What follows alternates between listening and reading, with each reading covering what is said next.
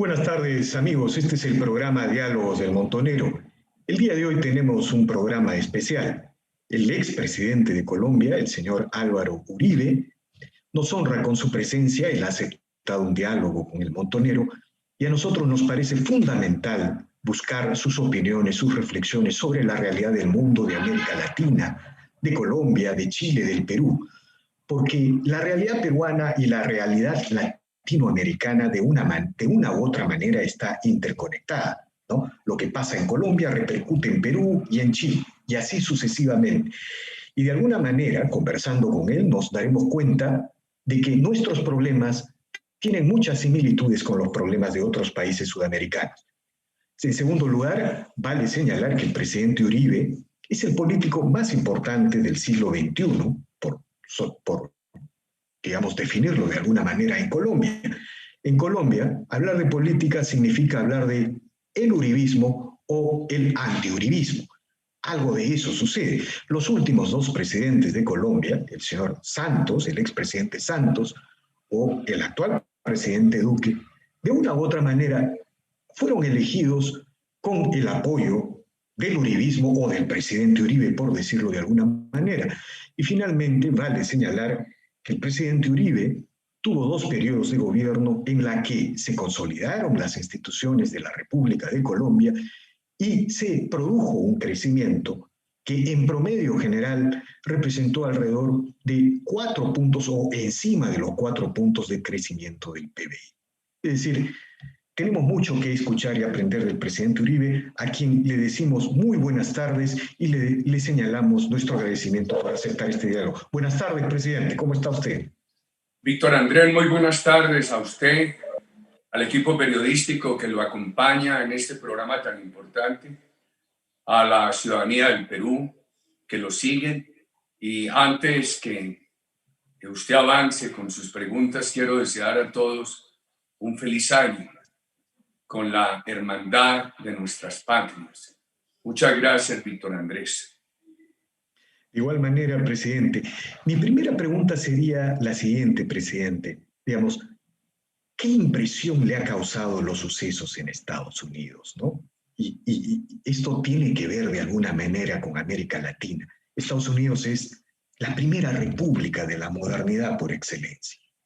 Y vimos una turba que ingresa al Capitolio, al recinto del Senado, la Cámara de Representantes, pero para que la historia sea completa, en noviembre pasado, las turbas de Antifa y Black Lives Matter tomaron las calles de Estados Unidos. El orden público se desbordó, se intentaron destruir las estatuas de los padres fundadores y se cuestionaron las bases de la propia República de Estados Unidos. ¿Qué reflexión le merece lo que está pasando en Estados Unidos, presidente, digamos, para ingresar a nuestra conversación sobre América Latina? Gracias, Víctor Andrés. Estados Unidos ha sido un faro desde su constitución que antecedió a la Revolución Francesa. Muchos de los líderes democráticos de nuestros países han tenido en la historia democrática de los Estados Unidos grandes motivos de inspiración.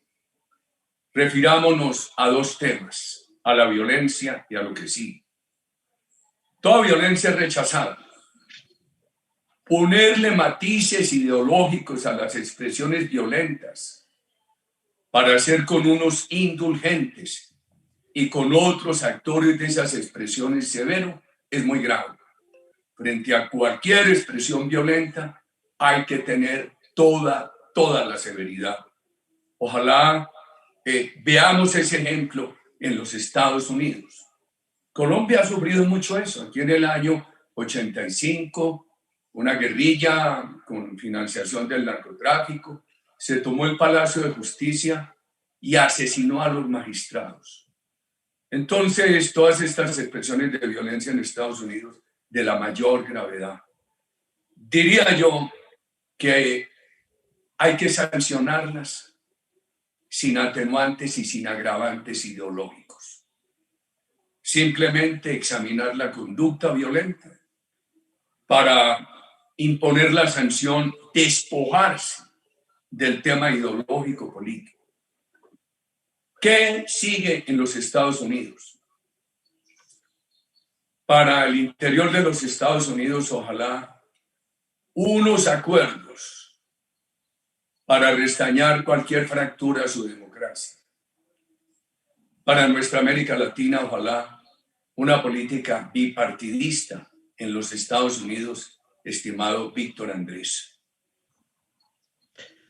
Digamos, un último tema, un último punto sobre este tema. ¿Usted cree que el Partido Demócrata y el Partido Republicano, los grandes constructores de esta república moderna, de este faro, como lo ha llamado usted, sean capaces de alejarse de sus extremos, tanto de sus extremos izquierdos, de su extremo derecho, y construir un acuerdo para relanzar la institucionalidad de esta primera gran república de la modernidad, como lo hicieron después de la Guerra de Secesión? ¿O cree que esta idea de que Estados Unidos se está un poco latinoamericanizando en el sentido de la confrontación, la polaridad, se va a imponer? ¿Cuál es su apreciación? Una apreciación al respecto, presidente. Yo tengo fe que haya una gran reflexión en los Estados Unidos y que, como en otros momentos, logren un acuerdo sobre lo fundamental. Si van a tener discusiones del medio ambiente, discusiones de energía, si van a tener discusiones de impuestos, pues todo eso es entendible y por eso hay pluralismo. Pero en aquello de la política internacional debería haber un consenso. Frente a América Latina, un consenso bipartidista. Y en aquello de restañar heridas para que la democracia opere tranquilamente, tienen que lograr un consenso, Víctor Andrés. Presidente, digamos, lo que ahora le quería plantear es una mirada panorámica a América Latina y sobre todo a Sudamérica. El caso de Chile es francamente paradojal. Es el país con el ingreso per cápita más alto, es el país que ha reducido la mayor cantidad de pobreza en América Latina. Digamos, antes de la pandemia, menos de 10% en pobreza.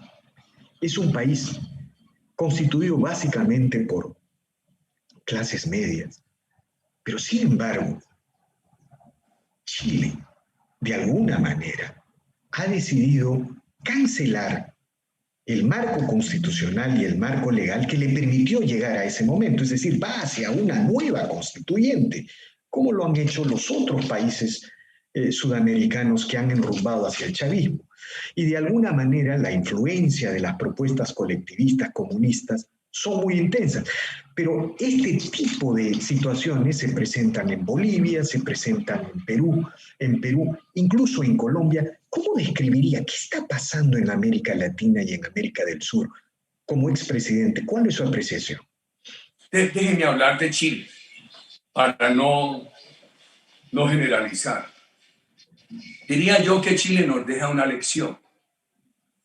Por bien que vaya un país, si se llega a un momento en el cual la clase media se estanca, pero observa que los sectores de mayor ingreso avanzan, se crean resentimientos.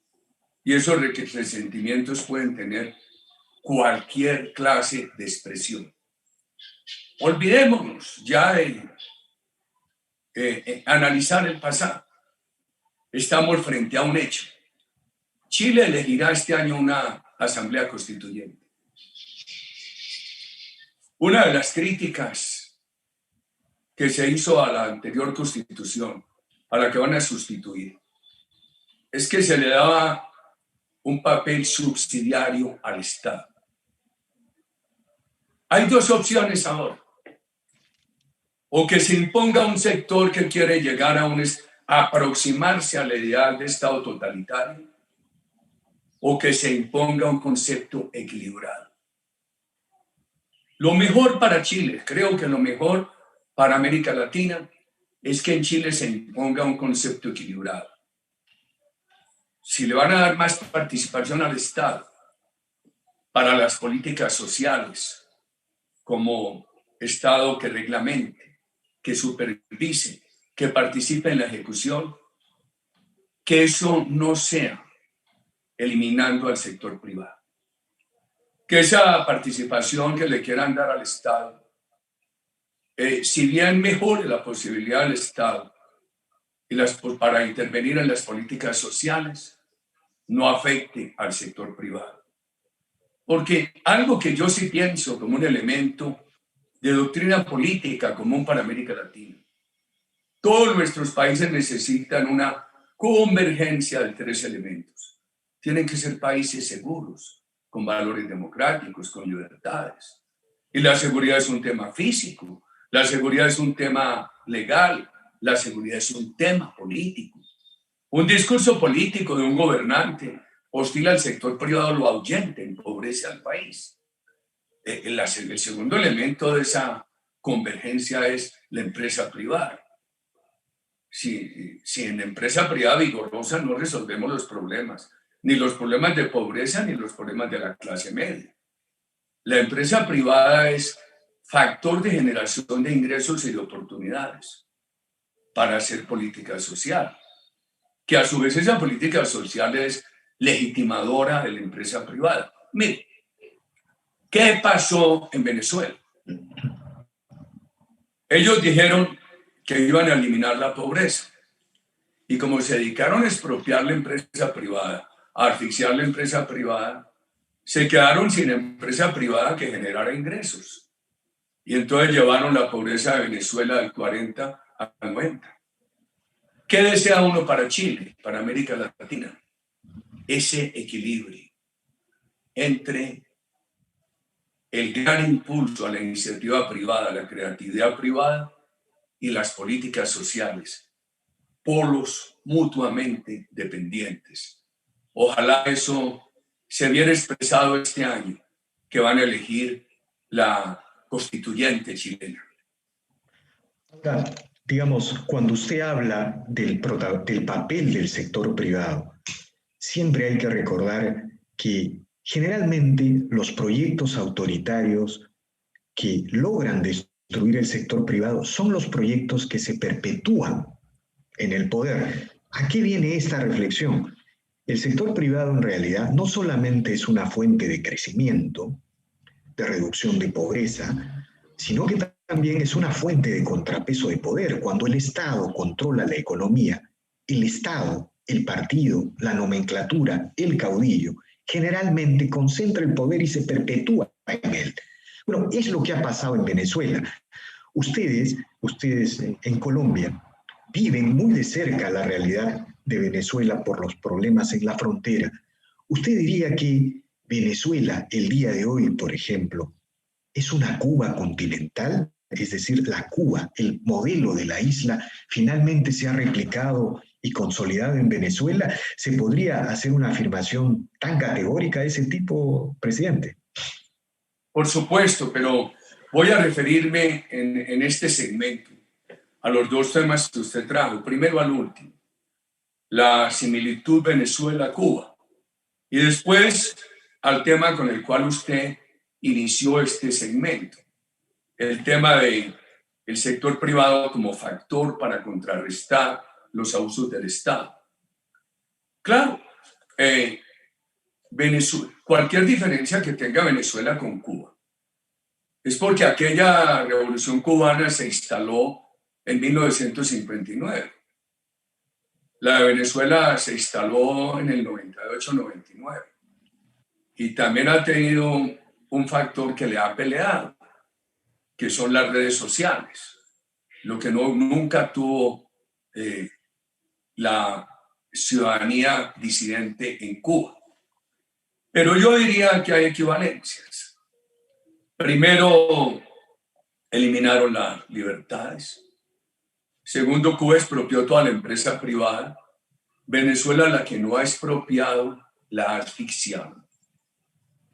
Tercero, en Cuba, yo recuerdo los discursos de Fidel Castro criticando, y a mi juventud le gustaba, y a mí me llamaba la atención, el consumismo norteamericano, la economía del derroche.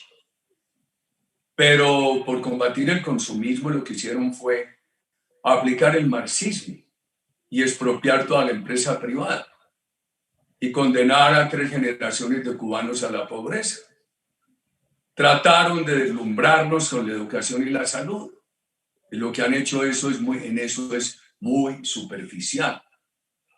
Y ahora Venezuela ha llegado a lo que yo llamo la fase plena del comunismo.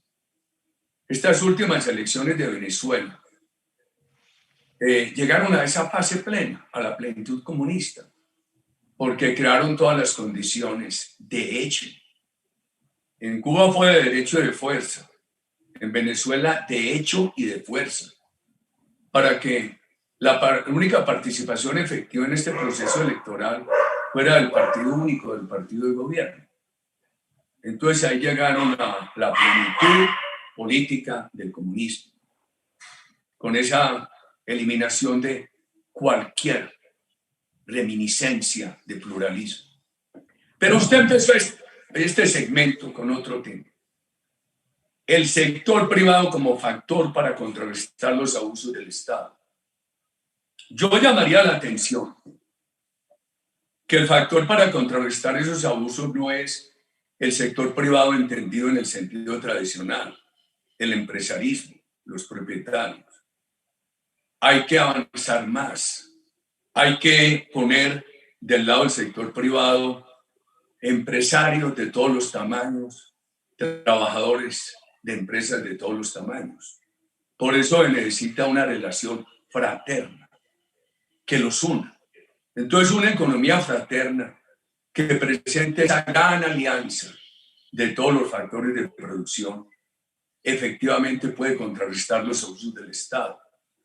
Una economía sin fraternidad en las relaciones económicas y sociales es una economía en la cual el empresariado se debilita y es incapaz de contrarrestar los abusos del Estado. Si yo le pediría, presidente, una proyección sobre el futuro de Venezuela, es decir, ¿usted cree que la oposición va a ser capaz de recuperar la democracia o está demasiado frágil? ¿O finalmente usted cree que al final la tragedia humanitaria de Venezuela va a ser tan grave que va a obligar a una respuesta del mundo global? ¿Cómo ve usted, digamos, porque lo de Venezuela no es Cuba, es en realidad una Cuba continental, por definirlo de alguna manera? Es demasiado grande, demasiado problema para América del Sur y América Latina. ¿Cómo ve el futuro de Venezuela, la salida de Venezuela? Soy gran admirador de la oposición de Venezuela. Aplaudo la valentía de María Corina Machado, de Leopoldo López, de todos ellos, del exalcalde Ledesma.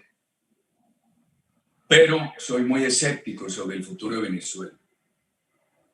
Me ha dado la sensación que esa dictadura está estabilizada. Todos los intentos que se han hecho, el último, el Grupo de Lima, han sido intentos ineficaces. ¿Y qué considero yo que confluye para que esa tiranía esté estabilizada? Todavía tienen algo de petróleo. Tienen mucho petróleo, pero todavía producen algo. Porque es el país con las segundas reservas en el mundo. Se compite con Arabia Saudita sobre cantidad de reservas de petróleo. Pero el deterioro de su aparato productivo ha llevado a que produzcan poco. Sin embargo, logran conseguir un mínimo vital para la ciudadanía que permanece allí. Esto es un trocito de pan para dar un alivio de 2 minutos a la pobreza extrema. Segundo, se me han beneficiado el narcotráfico. Ayer el presidente de Colombia denunciaba como un bandido que yo no sé si lo dieron de baja o lo capturaron aquí en Colombia, era socio del narcotráfico de la cúpula militar de Venezuela. Tercero, han dolarizado esa economía. De hecho, usted va a la frontera colombo-venezolana y ya no encuentra transacciones en la vieja moneda venezolana, en bolívar, sino en dólares. ¿De dónde salen esos dólares? De el poquito de petróleo que venden, del narcotráfico y fundamentalmente de remesas de los venezolanos que viven en el extranjero a sus familiares en Venezuela. Entonces eso en alguna forma los ha salvado, una dolarización de hecho. Han conseguido que el aparato militar, en lugar de defender la democracia, que todavía aparece formalmente en su constitución, sea el soporte de la dictadura. Y eso hizo fracasar el buen intento de Guaidó, cuyos esfuerzos aplaudimos. ¿Y cómo lograron eso? Sobornando a los militares. El régimen que subió en el 98 con Chávez siempre habló de eliminar la corrupción y lo que hizo fue entregarle el monopolio de los negocios corruptos a la alta cúpula militar. Con eso la ha sobornado. Entonces estos factores me hacen pensar a mí que estamos ante una dictadura estabilizada. Un gran peligro para nuestros países, especialmente para Colombia, con 2.216 kilómetros de frontera, un alto porcentaje muy viva, y para los Estados Unidos. Yo diría que con esto termino, después de la crisis de los misiles, cuando Estados Unidos tuvo aquella amenaza de Unión Soviética, que instaló los misiles nucleares en Cuba. Estados Unidos no había tenido una amenaza cerca. Hoy la tiene en Venezuela. Aquella de Cuba fue en la Guerra Fría, de amenaza de guerra convencional nuclear. Esta amenaza es una amenaza de terrorismo, porque Venezuela hospeda a grupos terroristas de muchas partes del mundo, ricos, que manejan grandes rentas de negocios ilegales y que todos son enemigos de los Estados Unidos. Veo con mucha preocupación el panorama. No obstante, mi aplauso al valor civil de la oposición venezolana. Ahora, el problema venezolano afecta directamente a Colombia, sobre todo, luego, ahora sí se puede afirmar categóricamente, luego del evidente fracaso del acuerdo de paz que impulsó el presidente Santos. Si no estoy mal informado, la FARC sigue siendo el segundo ejército de Colombia, es decir, hay zonas controladas militarmente. Y el proceso de paz, digamos, no ha permitido construir una Colombia pacificada, no ha permitido organizar una república en los estándares normales y tradicionales. ¿Qué me puede comentar al respecto, presidente? Pues déjenme entonces hacer estos comentarios de Colombia. Hay dos factores: la herencia del proceso Santos y la pandemia. Voy a hablar de la herencia del proceso Santos con la menor subjetividad. Santos en el 2012-2013 logró grandes éxitos. Había trabajado esos primeros 2-3 años con las políticas que lo eligieron. Y había llegado a 42.000 hectáreas de droga, un récord por lo bajo, a un crecimiento de la inversión extranjera fenomenal, a un crecimiento de la economía de Colombia fenomenal, a una gran reducción del empleo del desempleo y había seguido la reducción de la pobreza. Pero todo ese acuerdo con la FARC llevó a que se pasara de 42.000 hectáreas de coca a 209.000.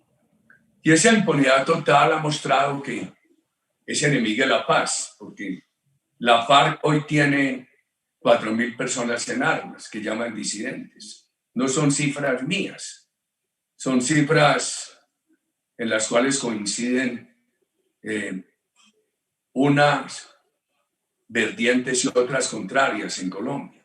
El ELN, que era una guerrilla bastante disminuida, está muy grande. Lo mismo las bandas criminales. Todo esto ha afectado los esfuerzos del presidente Duque, que son muy grandes. Y viene la pandemia. La economía colombiana hace un año, en enero y febrero, iba volando. Excelente.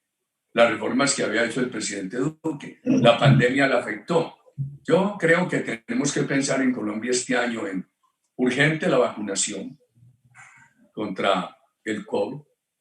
El sistema de salud de Colombia ha mejorado mucho. El gobierno Duque ha hecho un esfuerzo con éxitos. Ojalá se llegue a la vacunación.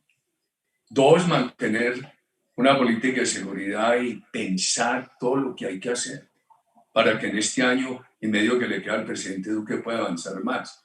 Y 3, una política económica de gran apoyo a la empresa privada que produzca con la política social una nueva tendencia de reducción de la pobreza. Si usted me preguntara un reto para Colombia este año, en defensa de nuestra democracia, una nueva tendencia de reducción de la pobreza.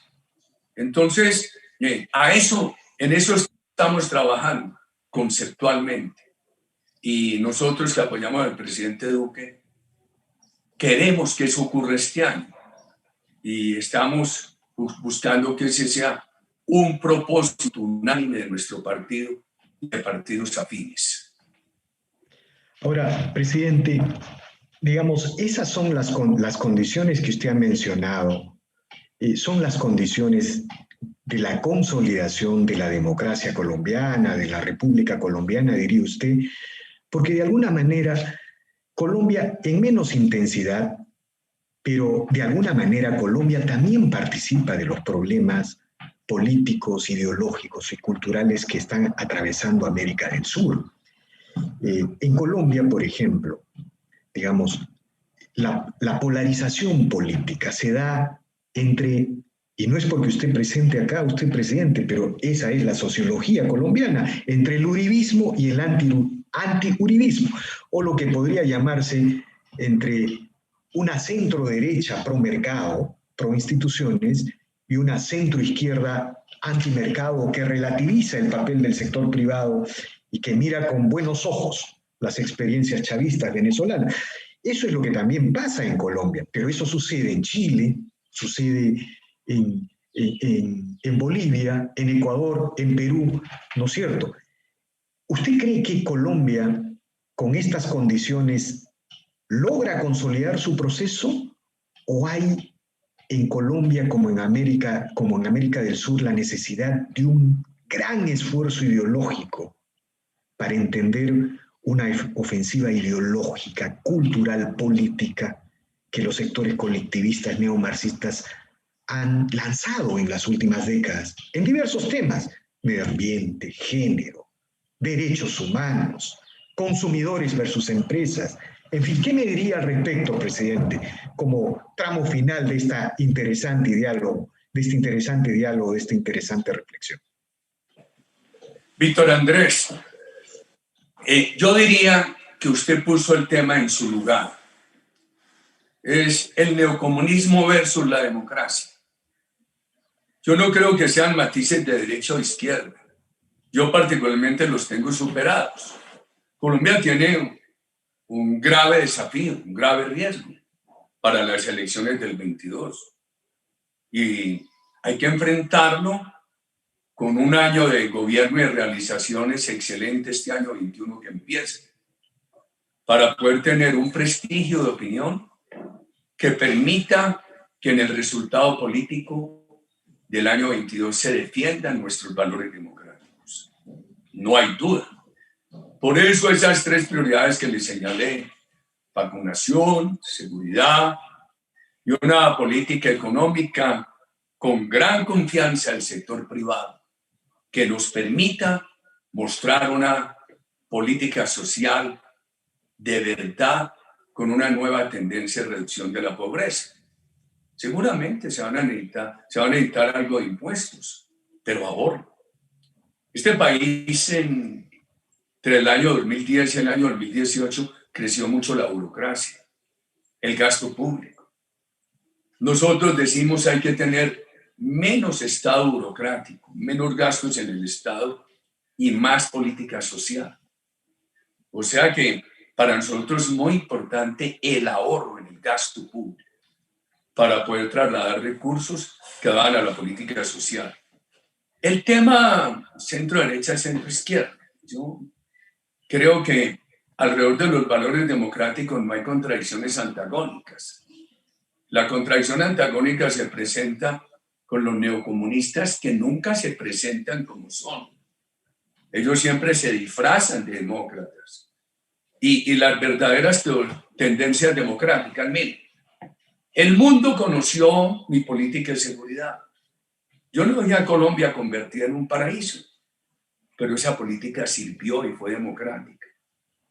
Pero el mundo no conoció, o poco conoció, que además eso iba acompañado de una política de confianza e inversión privada y de una política social. Nosotros, usted contaba que el promedio de crecimiento de esos años fue del 4,4, 4,5. Pero es que eso también hay que depurarlo. Nosotros empezamos con una economía postrada. Recuperar una tendencia de crecimiento nos demoró mucho. Y cuando habíamos llegado a crecimientos cercanos al 7, vino la crisis internacional, que empezó con Lehman Brothers. Sin embargo, ese año que cayeron tanto las economías de México, Brasil y Chile, Colombia, que había tenido crecimientos del 1,7, bajó todavía un crecimiento positivo del 1,9, pero el año siguiente ya estaba en el 4,4, 4,6. Esas dos circunstancias, la crisis que había al inicio y la crisis financiera internacional, nos impidió a nosotros tener unos crecimientos promedios del 6. Pero hay otro factor muy importante, Víctor Andrés, la reducción de la pobreza. Colombia entre el año 2001 y el año 2013 bajó la pobreza del 52 al 27. Y hubo los primeros asomos de empezar a corregir el coeficiente Gini de distribución del ingreso. O sea que era una política democrática integral. Yo diría que una política democrática hoy tiene que ser una política de libertades, seguridad con libertades, una gran confianza a la inversión privada, una gran promoción de la inversión privada y el validador, la política social. Y entonces vienen las políticas de género, el tema del aborto, el tema ambiental. Hoy no puede haber política económica sin política ambiental. Ese es un patrimonio, esa es una exigencia del planeta. Eso no es un tema ideológico. Entonces, nosotros, ¿cómo no vamos a proteger en Colombia los recursos ambientales? Un país que todavía tiene más de un 50% de su territorio en selva primaria. O ustedes en el Perú. Yo creo que el Perú, después de Brasil, es el segundo país amazónico. Y Bolivia puede ser el tercero. Yo creo que el tercero se lo disputan entre Bolivia y Colombia. Entonces, todo eso. Ahora, los otros son unos temas más de la intimidad moral e individual que de la agenda política. Por eso hay que ser muy cuidadoso este año. Yo he tenido mucha animadversión de sectores que no discuten conmigo. Primero, he procurado, si usted sigue en mis redes, dedicarme exclusivamente a la discusión conceptual, propositiva, independientemente de los problemas judiciales que reconozco y que enfrento. Voy a seguir en eso, sin dejarme entretener en las refriegas personales, en el tema propositivo. Y voy a ver este año cómo a través de estas plataformas puedo participar en debates con estudiantes y profesores en muchas universidades colombianas. Vamos a hacer esa tarea con la ayuda de Dios, estimado Víctor Andrés. Digamos, para terminar, presidente, el futuro del expresidente Uribe, el expresidente de Colombia, está en el debate intelectual. Usted, digamos, como parte de su estrategia de defensa judicial, también renunció al Senado y de alguna manera algunos interpretaron que era su retiro de la política. Cuéntenos sobre su futuro, presidente. Hombre, de cualquier lugar yo tengo que seguir en la batalla. Llevo muchos años dedicado a promover nuevos dirigentes, nuevos liderazgos. A mí me interesa más la siembra fértil de estas tesis democráticas que mi ambición personal. Mis ambiciones personales están canceladas, pero desde antes de mi retiro del Senado. Lo que sí quiero es seguir en la lucha ideológica, en la lucha política en el sentido conceptual, en la lucha por países con libertades, con seguridad democrática, con mucha promoción de la empresa privada, de las políticas sociales. Ahí cabe el tema ambiental, un gran liderazgo del tema educativo, de la promoción de la ciencia, etc. O sea que en eso hay que seguir permanentemente. Yo creo que eso es más importante que mis accidentes de la llegada al Senado, el retiro del Senado, de que fui elegido en 2 ocasiones presidente de Colombia. Todo el énfasis lo hago hoy en esa parte conceptual. Yo llamo la defensa de la competitividad democrática. Muy bien, presidente. Infinitamente agradecido por este revelador diálogo. Les tenemos nuestro agradecimiento y que esto sea el inicio de una serie de conversaciones que se pueda tener más adelante.